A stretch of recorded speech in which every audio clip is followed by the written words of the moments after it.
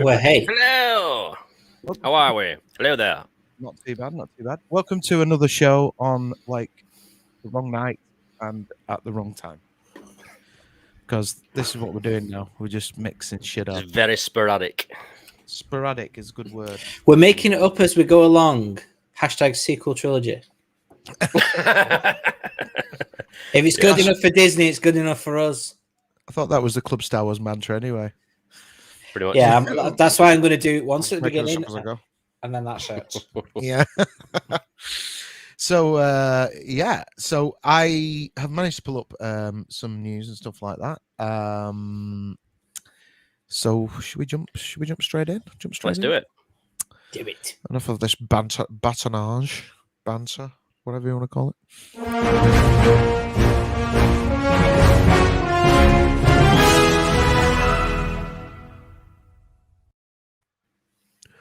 General Kenobi.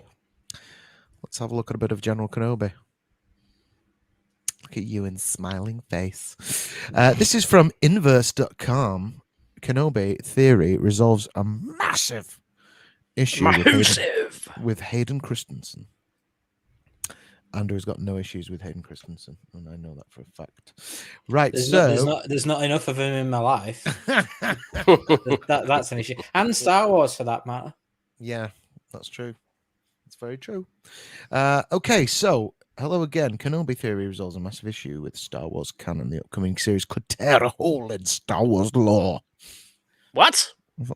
For the sequel trilogy already did that. Anyway, that's impossible. Yeah. Make the hole bigger, you mean? Make the hole bigger. Make it into a Sarlacc pit or several. Kenobi, of the many upcoming Star Wars series, is probably the most anticipated. The series brings Ewan McGregor back to a galaxy far, far away to fill in a crucial gap in the Obi-Wan timeline. Let's not say it's a crucial gap because we probably didn't really need to fill in that gap, did we? But we're going to fill it in, so it'll be interesting to see. Anyway. It's where Disney has spent most of their time, isn't it? Filling in gaps. I will try. Yeah. Yeah. No. The that period in Star Wars. All right. Well, yes. I mean, this is it. After Kathleen Kennedy said, we're not going to go backwards. All Star Wars all the stories are in the future. That's why we're going to make Galaxy's Edge. I think she was just referring to them being in the future, like we're going to release them, because that's what she must have been talking about, because we've done nothing but look back. No, it wasn't what she was talking about. She definitely wanted to do new stories in that era of Disney, if you like. Yeah. And it's not worked out, obviously, because they are going back, like you say. So they're going back.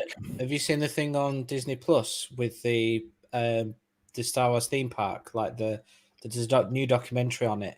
In that, the guys who were working on it from Lucasfilm were like, they were saying, yeah, we're going to set up this whole new Disney Star Wars parks. And they were like, cool, started designing it, all original trilogy and prequels. Yeah. Then last minute, Bob Iger said, shouldn't this be the new movies? And they were like, but they're not out yet. And JJ's not even started filming them yet. So they had a telephone conversation with JJ. He plotted out The Force Awakens over the phone, and then they started working on the park. Jesus. Yeah, nah. Hey, Brian. Hello, Brian. How are you? How are you Hello, doing? Brian. Oh, Brian, I didn't reply to you on that stream the other night. I agree with you about Age of Ultron. Leave it at that. There you go. So, we're going to come to the parks stuff actually in a roundabout. All right, cool. In a little bit. There's a bit of stuff about that anyway. So, but yeah, let's get back to this. It's probably most anticipated. The series brings Ewan McGregor back to a galaxy far, far away, fills in the timeline between Revenge of the Sith and New Hope. But while this series could showcase a whole new side to the Jedi Master, one major issue regarding a seismic casting announcement could hint a dramatic turn of events in the upcoming series. That is, if a fan theory turns out to hold water. Hello, man babies. Oh, hello. It's Ruin the Man Baby. Hello, Ruin. How are you? Excellent. Thank you for joining us. But while we will be speaking to you in a minute. But while this series could showcase a whole new side to the Jedi Master, one major issue regarding the seismic casting announcement could hint a dramatic turn of events in the upcoming series. That is, if a fanboy theory turns out to hold water. I already said that. Got distracted. When 9 new Star Wars series were announced during Disney's Investor Day announcements, one huge cast member leaked for Kenobi, namely Hayden Christensen, would be returning as Anakin Skywalker post Darth Vader transformation. But hang on. If Kenobi and Anakin meet up between the prequel and the original trilogies, it lessens the dramatic impact of that epic, seemingly long-awaited confrontation between the two in A New Hope, in the form of a deadly duel. How is it possible they could meet beforehand within the timeline of Kenobi? One fan theory posed by Redditor, the real Stu Pickles, suggests Obi-Wan will make one last-ditch attempt to redeem Anakin from the clutches of the Sith. Could be, leading to another duel between the two. But while the fight on Mustafar ended with Obi-Wan leaving Anakin for dead, I have the high ground. This duel would end with Vader leaving Obi-Wan for dead. Interesting. If Kenobi goes this route, Vader, later sensing the presence of his old mentor, could feel even more resonant to the viewers. That presence won't be simply one of a master he abandoned, but an old friend he thought he killed. Such a wholesome reveal could take on new dimensions of hope, depending on how Vader feels to learn he didn't slay Kenobi. While the storyline would be narratively exciting, there is another way Hayden Christensen could be introduced into Kenobi without harming Star Wars canon, and that's by not really having him appear in the main action of the series at all. See, this is what I suspected. The Anakin Skywalker who appears in Kenobi could be a vision as Obi-Wan deals with the guilt of losing his Padawan to the dark side. That said, if you've cast the actor who played Darth Vader in the prequel trilogy on hand, why not utilize him to the extreme? Whether it's through a dream sequence or a duel, Kenobi has a lofty mission ahead of it in terms of fleshing out Obi-Wan backstory. Meddling with the past of the original trilogy was a big complaint the prequel trilogy and even more recent series like Bad Batch have faced. Could Kenobi see this franchise take pains to learn from that mistake? Well, let's see. So let's just go to the comments quickly. If Kevin Smith made Obi-Wan, it could be all about Baru Lars. Yeah. Bait and switch. I was expecting Kenobi. I can't possibly comment. I'm a Kevin Shill, so hey Warcoop. Hello, Brian. Right, I'll tell you what I'm going to do just before we jump into this, guys. Open forum here, okay. I'm going to chuck over. Well, first of all, guys, you start telling me what you think about this theory, and in the meantime, I am just going to send this invite link over to Ruin and Brian in case they want to join us. We can all see that link. Oh yes. Well, sorry about that. There you go. It's all right. It was only us chatting shit anyway, wasn't it? Yeah. So I'm going to send this to Brian. That's what I'm afraid of. I'm going to come out of there as well, obviously, because it's just creating havoc. I don't know what screen I'm on. I'm trying to produce the show and talk at the same time. Right, go. So what do you think about this theory, chaps? Go on, Andy. Getting Hayden back and then not seeing him. Oh, no, they said it was a flashback. It just got me thinking of Ahsoka in Rebels. I'll do this as quick as I can. There's a scene where she's meditating in a Jedi temple and Anakin sort of appears behind her. And it's essentially her consciousness just dealing with the loss of Anakin and she fears what he's become, Darth Vader. And she sees Anakin behind her and then it morphs into Vader and he says, do you know what I've become? Now, we don't know if that's a force telling her that's her consciousness or a bit of both. So they could do something like that where they... I like the idea of Obi-Wan dealing with the guilt of it because he probably feels responsible. I mean, in The Last Jedi, Luke says it was Obi-Wan's fault, didn't he? He said it was a Jedi master who was responsible for the training and creation of Darth Vader. I'm assuming he means Kenobi. Like Luke blames Obi-Wan. You're talking about The Last Jedi there? Yeah, which is me. Yeah. The last what? Number 8. Yeah. There's a number 8? Sorry, Yeah. I've kind of wiped it from my mind the best I can. Well, I'm hoping there's going to be a scene with Obi-Wan and Vader, like, meeting, you know? They've confirmed that. So it's not going to be a flashback. They've confirmed that they're going to meet up. Right.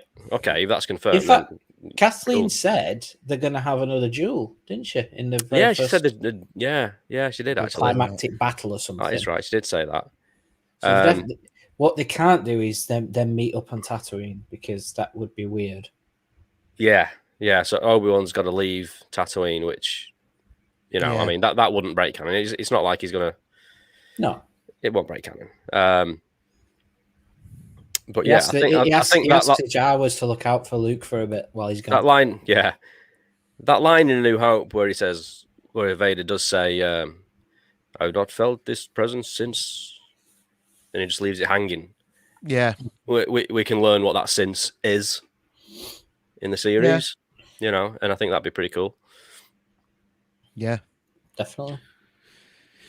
Yeah, I mean, when the idea was first mooted, like I had in my head that it would be, some kind of visions, or like, they'd talked about that idea, hadn't they? It was an idea. I don't know if it was a fan theory. I can't remember. Around Last Jedi, Force Awakens time. I think it was more around Last Jedi time, where they were saying there'll be like this kind of Force vision. No, they were saying it was a Force ghost, wasn't it? Then obviously, because it was sequel era, so they were saying that he was going to appear, but it'd be like a split personality Force ghost or something. Oh yeah. Oh, you like mean Vader? Yeah. Yeah, so it was like Anakin and Vader kind of appearing in the same thing. That's right. So, yeah, I don't know if there's something we talked about it at Matt's old place, that Lucas said the Sith cannot become Force ghosts. It's just not possible. However, Anakin became a Jedi again at the end. Could the manifestation of Vader break through that way? And that's what I think that concept art was based on, is what Paddy's talking about in The Force Awakens. The book, right. It shows half of Vader's mask and a broken Anakin face. And I was like, that's pretty cool. So yeah, that'd be cool if they went down that route. But they don't really need to do the metaphors and the foreshadowing. We know what happens. We know we saw it in Revenge of the Sith. So yeah, exactly. Totally. But that's what I thought, that it would be, something where they don't necessarily meet, but it's like that's the background to the rest, to another story that takes place.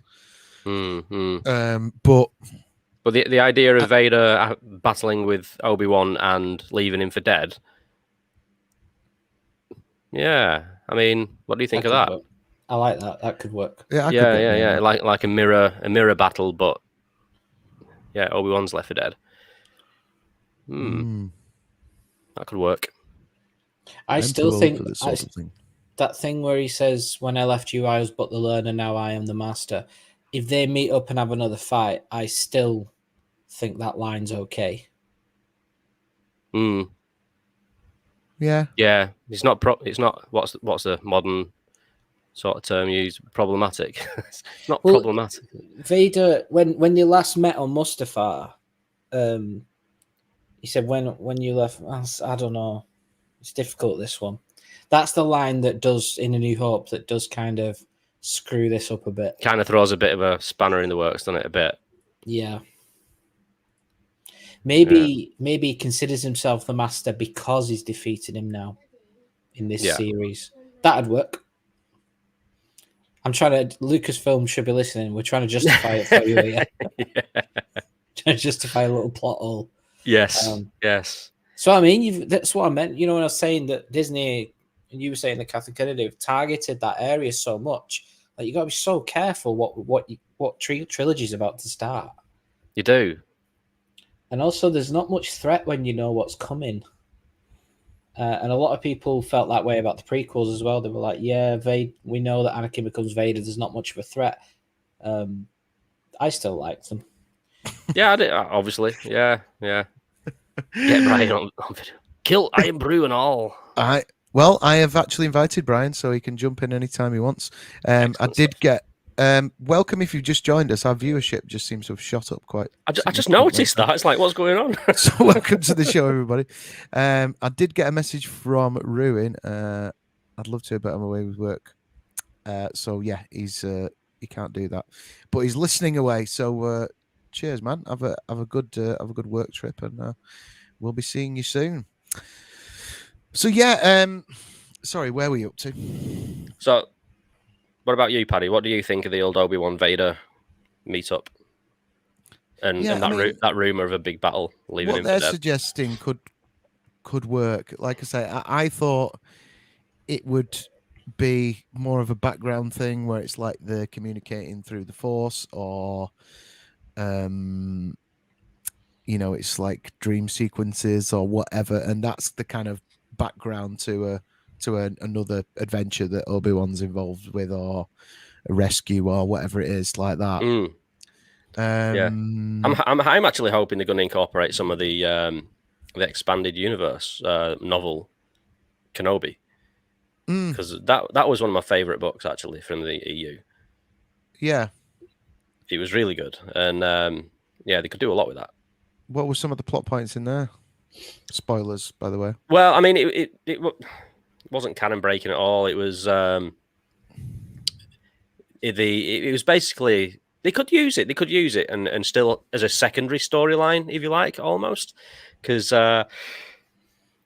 it's him helping out the locals on Tatooine who are getting raided by the Sand People, basically. Yeah. Right. Okay. But then they discover the Sand People aren't as bad as all that, and there's a bit of a truce going on and all. I can't really remember exactly. It was a while ago, but yeah, it's so there's a bit of that. Like Mandalorian. Yeah, I was just going to say that they expand on that in the Mandalorian, don't they? Yeah. So they could touch on it again in Kenobi. They might have been reading Kenobi. Who knows? Yeah. I'm sure they have.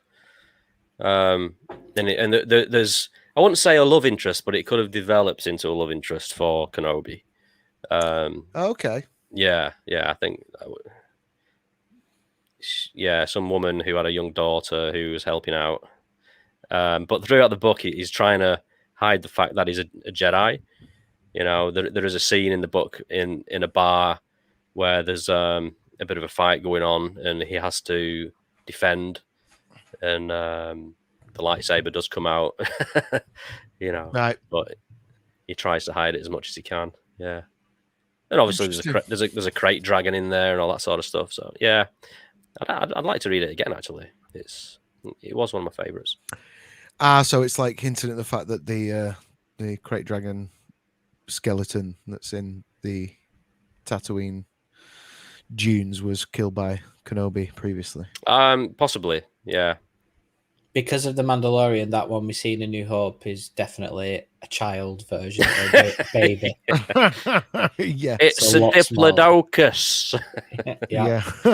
It is. It's the Diplodocus from one of our dinosaurs is missing. Oh. I didn't get that reference. That is the actual prop they used in Disney's. One of our dinosaurs is missing, and Lucas said, "Can we use it for Star Wars?" Right. And they just, yeah. I'm sure. I think a lot of people have them, but I'm sure my mate has got a little piece of it as well.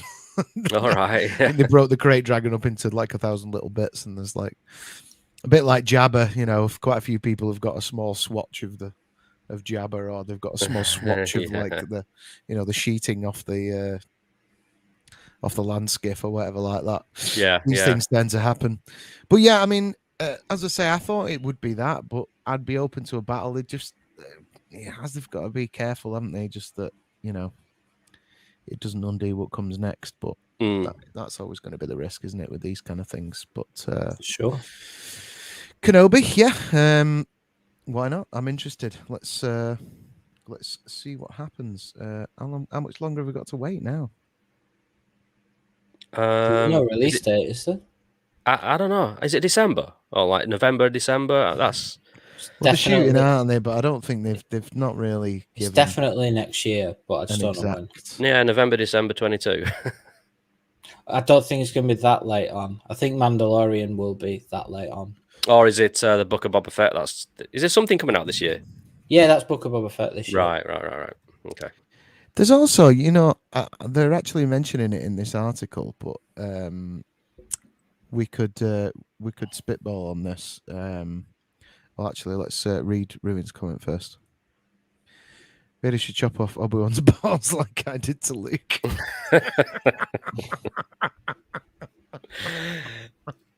Hey, what do we expect? Anything less, from Disney Star Wars? It's yeah.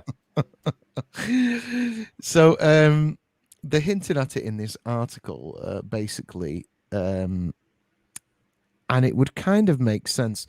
I don't know if you saw this. I picked a bit of it up on Instagram, I think, and there was a little thing where Pedro Pascal was interviewing Obi-Wan Kenobi, or was it vice versa? Ewan McGregor, sorry, or was it vice versa? Anyway, they were chatting to each other. It was like a little sort of interview. It looked like a Skype type thing. And it was like, obviously they, touched on Star Wars universe because they're working on that together. But could it be that like Din Djarin is in Kenobi, or there's some kind of crossover there? Maybe, but isn't there? There's quite a few years between. He'd have to. Din would be. He'd be too young. He'd be a child or becoming a teenager at that age. Yeah, he'd be too young, wouldn't he? Yeah. Unless it's like some other Mandalorian. But I mean, Kenobi could also go off world to Mandalore, I guess, because he's got connections with Bo-Katan. Mm-hmm.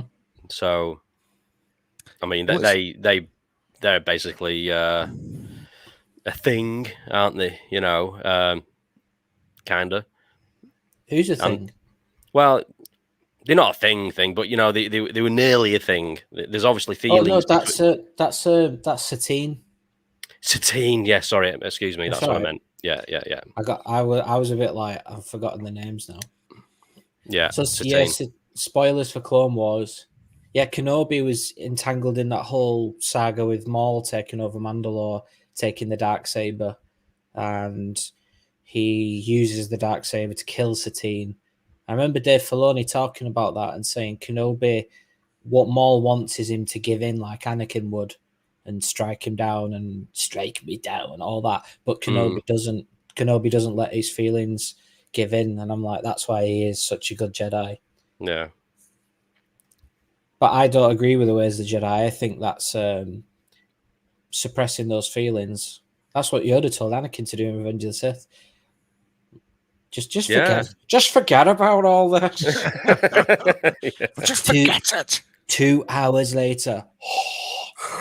Oopsie. That didn't work out so well, did it? Yeah. But yeah, it's all Yoda's fault. Smell my Sith cheese, you mother. Well, there you go. But sorry, I was just kind of spitballing on that, and I didn't think about the timeline straight away. But there is a bit of something further on this article, if you want to just have a quick look. So, Din Djarin will return before Mandalorian Season 3 leaks reveal. For The Mandalorian, filming is top secret process thanks to the cutting-edge approach this Disney Plus series takes with its production. The set is entirely self-contained, meaning there's little hope of sneaky set photo leaks or location reveals. That's how rumors like Pedro Pascal stormed off set halfway through Season 2 get started. There's no way to disprove them. However, that veil of secrecy works both ways.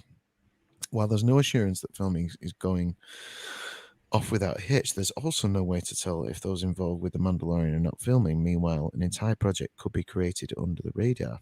However, we might finally have some news about Mandalorian Season 3 release date. An all-star interview with Pedro and an insider tweet both seem to imply Lucasfilm as something enticing in store for Star Wars fans that could even arrive before Mandalorian Season 3.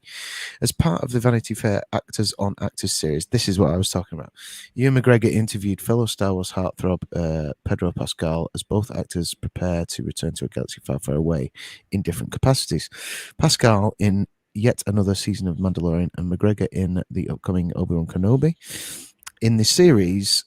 in the interview, McGregor asked Pascal if The Mandalorian started filming season 3 yet. We haven't shot a third season, but confidently, no, I shouldn't say. Pascal said quickly, backpedaling. In response to the clip, insider Jordan Mason insisted The Mandalorian is in fact still filming. To clarify, he tweeted that filming has been going on for a bit. Something else might be going on too. Maybe a reason it wouldn't technically be considered season 3. Between this insider info and Pascal's self-censoring, it certainly appears that the actor is filming something for Mandalorian, but possibly not season 3 and potentially not even a project that would be considered part of Mandalorian television continuity. So what could it be? Book of Boba Fett. Mm-hmm. So is it Book of Boba Fett? Is it a Mandalorian movie? Or is it the holiday special? I don't think I've so. just looked up when he was born, and he'd be about between 10 and 13 years old in the Kenobi show. Right. Yeah, it'd be the Book of Boba Fett, where he Highly likely, isn't shows up. Yeah. Seeing as it's slightly the exact same time frame as the Mandalorian, I'm guessing. Yeah. But yeah. Jordan Mason, isn't he the wasn't he the Tops artist who gets a bit controversial on Twitter sometimes? I don't know. I don't know about that. Anyway, it's just I'm not familiar with him. Yeah, I've heard the name before. I'm pretty sure he's denied in the past that he works for Lucasfilm, but now he's a Lucasfilm insider. Okay. Well, if anyone can confirm or deny that in the comments, please let us know. Yeah. Right, let's move along with a little bit more Star Wars news, I think.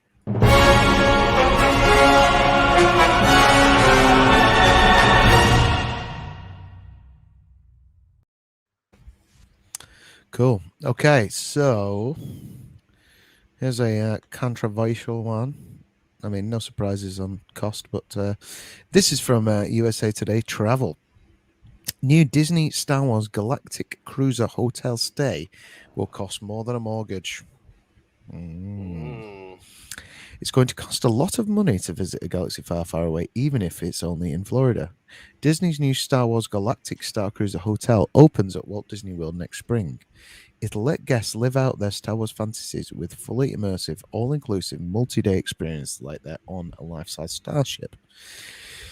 Guests can eat and sleep on board, go on customized missions, and interact with characters from across the galaxy if they can afford it. Newly listed sample prices show 2-night packages start at $4,809 for 2 people or $5,999 for 4 people. That's for most weeknights in August. Jesus, what about weekends? August 20 through September 17 next year, traditionally off-peak dates for the parks. Imagine the on-peak. For perspective, the median month mortgage payment in the US is $1,200, according to the US Census Bureau's latest American hosting survey. And that's crazy. There's one everyone joining in with it. That is crazy money. Here's what's included for each guest. I'll stick to Skegness. Yeah. I'll stick to Wales with my SUV.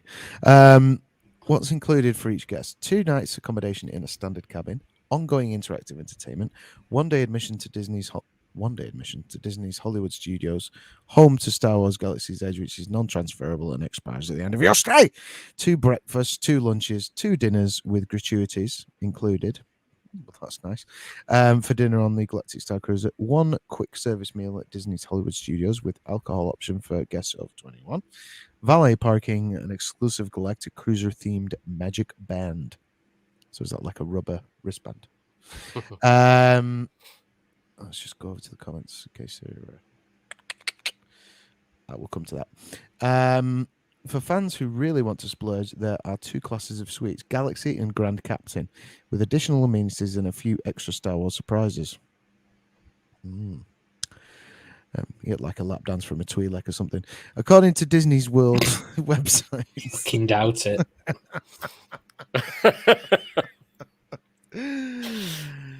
Yes. Solo. Well, I was bored of doing it solo. So anyway, Ruin. Question for you all. Favorite Obi-Wan hairstyle? I love Alec Guinness's hairpiece in A New Hope that just keeps moving from scene to scene. Parting keeps changing sides. But seriously, I'd go with. I like the Padawan look in the Phantom Menace. Oh yes, with a little With the rat tail. Yeah, I like finger. that. You may not be familiar with this, Ruin. And But guys who Paddy watching did the his show, hair. I did do the hair. Well, Oh no, Uh-oh. they've got him again. I was on the edge of my seat as well. Me too. Every time he's about to say something as well, this is Yeah. so weird. It Go is. on, Matt. What's yours while we wait for Paddy? What's my favourite Obi-Wan hairstyle? I don't know. Is it the Jedi mullet in Attack of the Clones? Yeah, it's got to be that. It's got to be that. The mullet. Yeah, definitely. But isn't it Attack of the Clones where he had the strange looking beard as well? Yeah, there's I think one shot. It's like it's stuck on, and I'm like, why have they done that? Yeah. It just looks a bit odd, isn't it? It does, yeah. They borrowed Crix Madine's beard for that scene, I think. Ruin says it's the grey rug for me. Oh, poor Paddy. I know. This is. He never has any internet issues except when he's on this. Can you get comments up off YouTube? Or Yeah, just hang on. cool. Who's got some coming in? Oh yeah, Brian, the big Jedi mullet, yes. And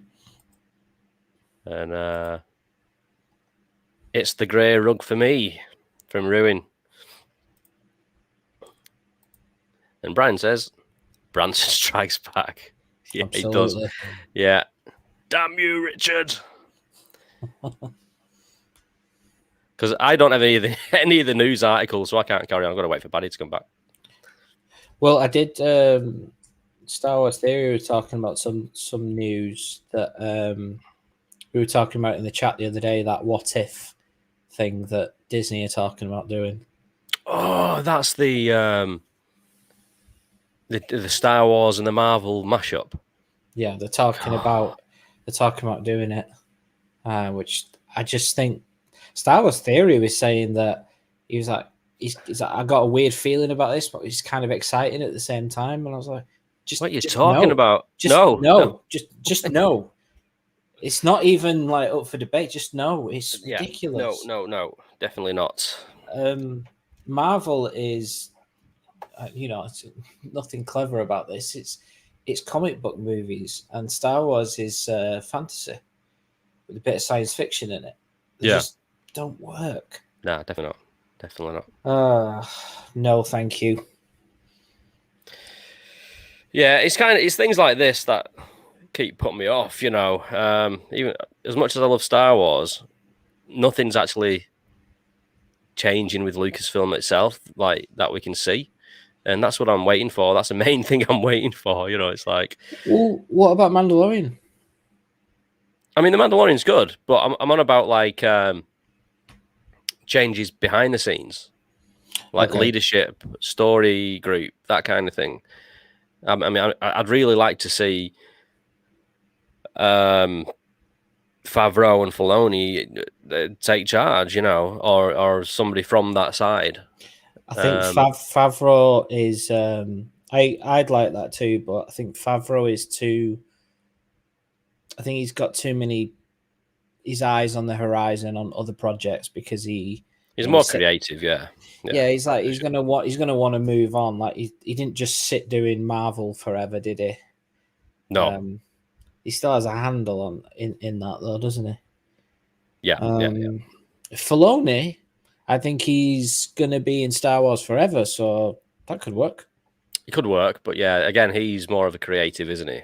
But absolutely, yeah. Being you talking about the management of it? Yeah, that's Yeah. I can't comment on that because there's not like a body of work of a person to recommend. Whereas No. with Dave Filoni, we're like, oh, Rebels, Clone Wars, they're great. Dave Filoni, sorry, not Dave Filoni, John Favreau. It's like Iron Man that did the not Jungle Book. What's it called? Mowgli. Did he do Mowgli? No, he did Jungle Book. Jungle Book. Yeah. Which is really good. I really like Iron Man. I think it's the maybe the strongest Marvel stuff. Disney, Star Wars, hotels for everyone as long as you're rich. Absolutely, that's true. Yeah. I mean, I don't know how that compares to like staying at the Disney one versus Star Wars. Is it more for Star Wars or? No idea, but I'll tell you now, there's absolutely no chance that I'll be ever going to the Star Wars hotel, even if I wanted to. It's just too much. We're looking at the photographs. It's all sequel trilogy era, so it's like, yeah, it doesn't even interest me. So you'd have to pay me a lot of money to go. I'm actually surprised it's all sequels because I thought they would have learned from the last one. I know. It's like they determined to hammer that sequel. Now, on the park side, at least, they hammer it in, aren't they? You know, will like it. You will like it. if we're playing fair, the children, this generation, that's who it's aimed at. I'm assuming it's funny that it's being aimed at them. But the children don't like it. Well, we will never afford it. But in their eyes, they'll be like, "That's the sequel trilogy is what those kids are seeing in theaters." Yeah. And I'm like, "Yeah, but that's not how Star Wars fans look at it." I went to visit some relatives on my wife's side last weekend, like cousins, and their son was there. He's 12 years old, and I was wearing this T-shirt actually, and he goes, "Oh, that's a cool T-shirt. Thanks, man." And I goes, "What do you think of the Star Wars movies?" He goes, "I love Star Wars." He says, "I love the original trilogy, Luke Skywalker and all that." I said, "Oh, cool. What about the new ones? You like them?" "No," he says, and he starts telling me why he doesn't like them. He's like, "Dude, he's 12 years old, by the way." He's like, "We've got to get you on the show." You know, a kid's opinion, like not prompted, you know. Mm-hmm. And he's basically saying pretty much all the things like we say. Sure. You know, how they were rushed, how The Last Jedi sort of ruined the characters. You know, and he's like, this kid's 12 and he gets it, you know. Yeah. Well, that park is, I'm not going to say it's doomed to fail, but from a Star Wars experience, I can imagine it's going to fail. Financially, I don't know.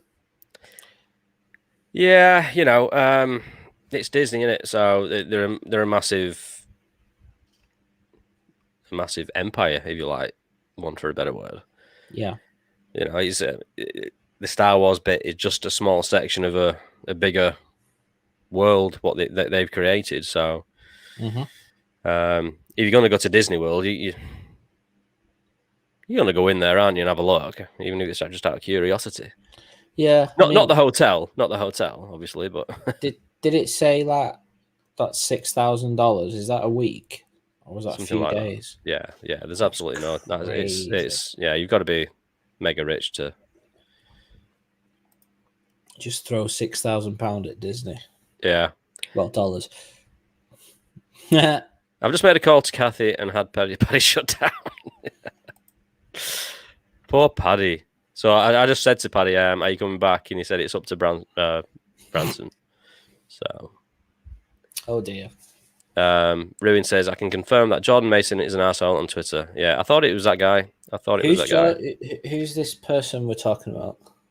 So he was in that last article Paddy was reading out, where they called him a Star Wars insider. And in the past, he's an artist who does really crap art for Topps cards. It's not even that great, in my honest opinion. Topps as in Star Wars Topps cards? Yeah. Oh, okay. Yeah. He's back. I'm back, just about. Yeah. What have I missed? Oh, we're just shooting the breeze, waiting for you to come back. But yeah, no, we basically it's the grey rug. Yeah, Ruin confirmed that John Mason's an a-hole on Twitter.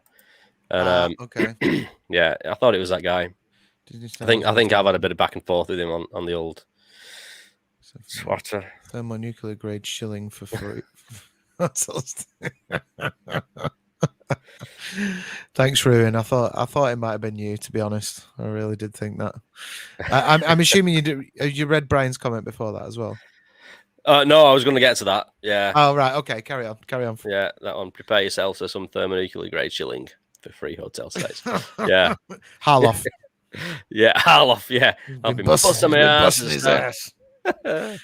So coming back to the hair.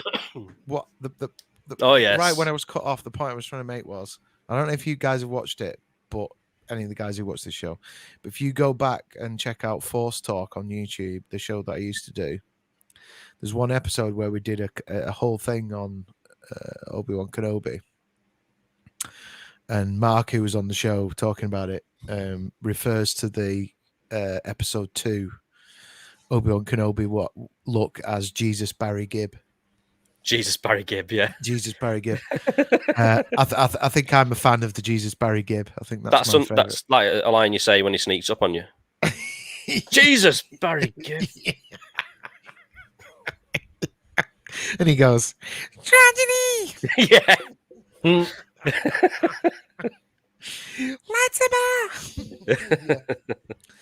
So I think that's a good one. I think that's potentially my favorite one. Jordan Mason's head has seen many a toilet bowl in school, I'd wager. Yes, I'd agree with that. Yeah. Maybe a wedgie or two. So let's what I'm thinking is I'm gonna sell some midichlorians on the black market so I can afford to go to some death sticks to Star Wars Galaxy. Yeah, I'm going to sell death sticks to go to Star Wars Galaxy Cruiser. So there you go. Okay, let's go over to. We've got one more thing. So we're going to do a short. We're in and out tonight, guys. So we're going to do a shorty. So we've probably got about another 10 minutes. So we're going to jump into one more piece, and I think this might be Obi-Wan Kenobi related as well. Where are we? We're posting selfies from Disney Hotel. Oh yes, yes, I'm sure he will be. Yeah, and the mighty Harloff. Okay, so let's have a look at this. This is taken from the Daily Express. Star Wars actor deemed George Lucas's work fairy tale rubbish. Star Wars Obi-Wan Kenobi actor was not too happy about George Lucas when he first read the script, but was happy to play the role after learning of his salary. Is this? Oh, it's got to be on it. Here you go. Yeah, it is. Yeah. The article contains affiliate links for blah, blah, blah. Today, August 5th, 2021, is the anniversary of Alec Guinness's death. The actor, who died aged 86, lost his life after being diagnosed with both prostate and liver cancer. Oh, I didn't know that. That's awful. Yeah. The Shakespearean actor made a name for himself appearing in such films as The Horse's Mouth, Lawrence of Arabia, and Twelfth Night. 77, he was cast in George Lucas's first science fiction adventure, Star Wars, as the age-old Jedi Knight Obi-Wan Kenobi. However, his first reaction to the script was not very favourable. As revealed in his memoir, Alec Guinness, the official autobiography, Sir Alec wrote to a friend to explain how rubbish Star Wars was. He wrote, "I have been offered a movie, 20th Century Fox, which I may accept if they come up with proper money. Filming in London and North Africa, starting in mid-March, science fiction, which gave me pause, but is to be directed by Paul Lucas, who did American Graffiti." Paul Lucas, which makes me feel I should. Sir Alec added, "Big part, fairy tale rubbish, but could be interesting, perhaps." Sir Alec didn't stop there, however. He later penned another letter from the set of Star Wars where his disdain for the franchise continued. He continued, "Can't say I'm enjoying the film. New rubbish dialogue reaches me every other day on wadges of pink paper. And sorry, I'm doing Roger Moore. I don't know why. And none, I'm going to continue to do it as Roger Moore. I always thought that was just a life advice. And none of it makes my character clear or even bearable. I just think, thankfully, of the lovely bread, which will help me keep going until next April, even if Yahoo collapses in a week. He went on to discuss his colleagues, one of which he couldn't remember their name. Sir Alec went on. I must off to the studio and work with a dwarf. Very sweet, and he has to wash in a bidet. Oh And dear. your fellow countrymen, Mark Hamill and Tennyson, that can't be right. Ford Ellison. Well, rangy languid young man who is probably intelligent and amusing. Finally, he complained, but oh God, they make me feel 90, and I treat me as if I was 106. Despite his continuous complaints about the film's production, Sir Alec did change his mind eventually. Speaking in an interview with Michael Parkinson, he said of Star Wars, there's sort of a wonderful freshness about it. Sir Alec went on, like a wonderful fresh air. When I came out of the cinema, I thought, London's sort of gritty and dirty sort of rubbish, isn't it? Because this has to be so invigorating. He also wrote in his diary, it's a pretty staggering film as a spectacle and technically brilliant, exciting, very noisy and warm-hearted. The battle scenes at the end go on for 5 minutes too long. I feel that some of the dialogue is excruciating and much of it is lost in noise, but it remains a vivid experience. So there you go. Yeah. Alec negotiated a 2% cut of Star Wars profits with Lucas. The pair later upped it to 2.5% after offering some amendments to the script during filming. He later mentioned his wealth, saying, let me leave it by saying I can live for the rest of my life in the reasonably modest way I am used to. That I have no debts and I could afford to refuse work that doesn't appeal to me. Ka-ching! What a legend. And if you wrote to him, he would always... he'd always send you back a signed card. Good lad. Yeah. Good man. These aren't the droids you're looking for. That's the voice. I don't know why I went into Roger Moore, but I just had to stick with You it. just stuck with it. Yep. Yeah. The name's I started Kenobi. so Eltonish. It would have been interesting, though, wouldn't it? The name's Kenobi. Obi-Wan Kenobi. Yes. 007, License to Kill. So there you go. Roger. Now, here's the thing. Do you think they will stick 100% with McGregor, or do you think they will do a CGI Alec Guinness at some point? In that Kenobi show, or you mean forever? In the Kenobi show. I think they'll stick with McGregor, personally. Yeah. They'd have to get permission off Alec Guinness's estate, wouldn't they, off his family or whatever to... Yeah. 2.5%. I don't know what Cushing was on, but 2.5% is a pretty hefty chunk. Well, Cushing, we don't know if Cushing took a cut. Not many people did they? They wanted paying up front, whereas... Yeah, I'm not sure. Guinness wanted a cut. Yeah. I know that John Williams got a cut, but I don't know what it is. Because Lucas said they can't afford to pay him and the musicians and stuff. So they and the LSO, he said, do the LSO want a cut of the thing? And the LSO said, no, we're not allowed because of union rights. All right. We have to be paid. So they didn't get paid that much. They just got paid regular. Yep. Just the flat rate, basically. You don't get performers' rights on that. Yeah, the orchestra gets the artistic royalties in the future, but they would have actually... Lucas was offering them a cut because he was so happy with the score. Wow. But they couldn't take it. They're not allowed to take it now. He was gifting them so much money. Yeah, and they couldn't touch it. Nope, they weren't allowed it. Lucky buggers. Or unlucky buggers, as the case may be. Yeah. I'm only assuming John got a cut. I don't know. It's not confirmed. He may well have done. I bet he did. Yeah. Before we get out of here as well, just a moment to take pause for anybody who've read the books. RIP to J.W. Rinslow. I don't know if you saw this guy. Yes, saw that yesterday. He wrote the making of Star Wars, Empire Strikes Back, Returns of the Jedi.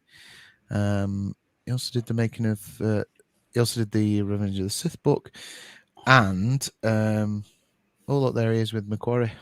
He also did the. I don't know if you've got those, but I've got the Empire one. I still need to get the Jedi and the Star Wars one.